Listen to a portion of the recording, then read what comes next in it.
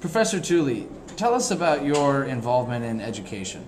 So for the last decade, really, I've been looking at private schools for the poor in India, in China, and sub-Saharan Africa. These are low-cost private schools which our research has shown are serving actually a majority of young people in the slums and the shanty towns and some of the poorest communities on this planet.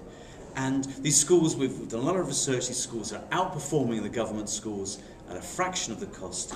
They are really school choice, parental choice in action for some of the poorest people on earth. It's a tremendous, exciting revolution which I think has implications for what you're doing here. And what do you see is applicable in the United States?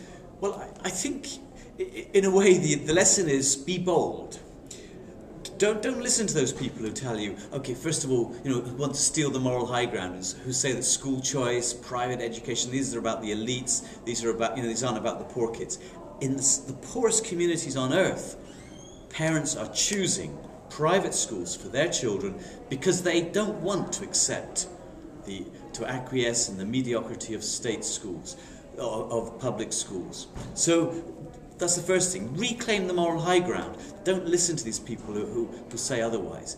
But the second thing is, be bold in terms of your reforms. A lot of these poor people tell us they don't want free education. They want to pay fees. Because why do they want to pay fees? Because that means the schools are accountable to them, and that means they're in some ways empowered and in charge. So think in terms of your reforms about different ways of ensuring schools are accountable to parents, including that notion of fees.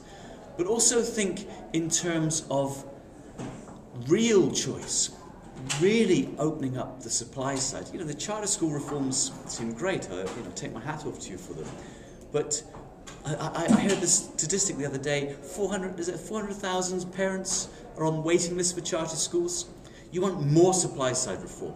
You want to open up to these low-cost private schools that can exist, that we can see outside are existing.